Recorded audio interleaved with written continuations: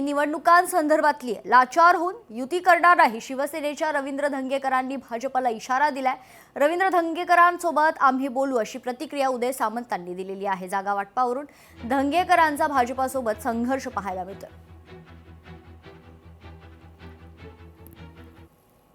विषय असा आहे की लाचार होऊन युती करायची नाही अशी आम्ही विनंती करणार आहे। जी सन्मानाने युती झाली पाहिजे, सन्मानाने सगळ्या कार्यकर्त्यांना न्याय मिळाला पाहिजे आणि माझ्या मुलाचा निर्णय निवडणूक लढवायचा असेल तर तो घेणार आम्ही समजतो, पण तो त्याचा निर्णय शेवटी तो लोकशाहीमध्ये त्याला अधिकार आहे आणि निवडणूक लढवायची नाही लढवायची हा त्याचा अधिकार आहे आणि आम्ही त्याला विनंती करतो की तुझा बाप धनुष्यबाणावर आहे, तू धनुष्यबाणावर राहिला पाहिजे आणि तो आणला पप्पा तुम्ही बघा नाही तर मला माझा निर्णय घेऊ द्या। कुठेतरी पुण्यामध्ये शिवसेनेला सन्मानजनक जागा देत नाही असा प्रश्न समोर येतोय।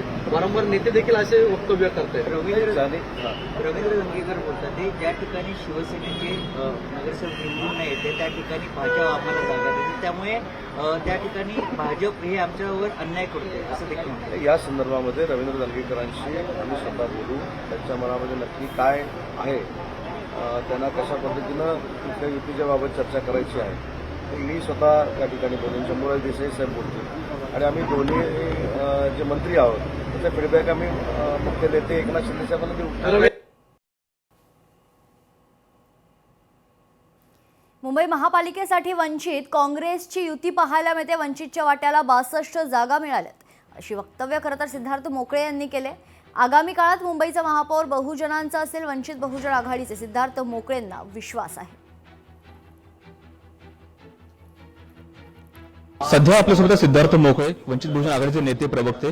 सर, खूप सारं स्वागत। वंचित बहुजन आघाडी आणि काँग्रेस अशी ऐतिहासिक आघाडी झालेली आहे मुंबईसाठी सध्या तरी आहे। कसं पाहता या आघाडीकडे आणि येत्या काळामध्ये पालिका निवडणुका आहेत, कसं पाहता निवडणुका कशा प्रकारे तुम्ही लढणार आहात?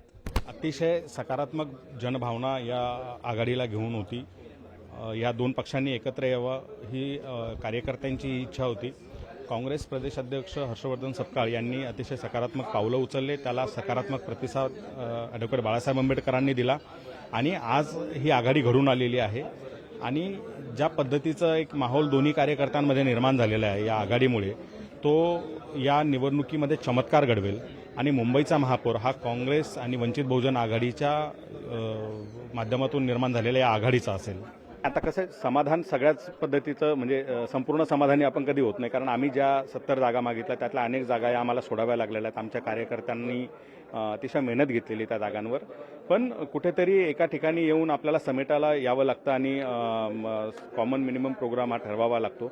त्या पद्धतीनं आम्ही दोन्ही पक्ष हे 62 जागांवरती आता एकमत केलेलं आहे आणि पुढच्या निवडणुकीसाठी आम्ही तयारी करत आहोत। महाराष्ट्रभरात सुद्धा वंचित बहुजन आघाडीचं एक प्रचंड वातावरण तयार झालेलं आहे चांगलं। तुम्ही कॅमेरामन प्रतीकसह भूषण शिंदे, लोकशाही मराठी, मुंबई। लोकशाही मराठी ऐका, पहा, जागरूक रहा।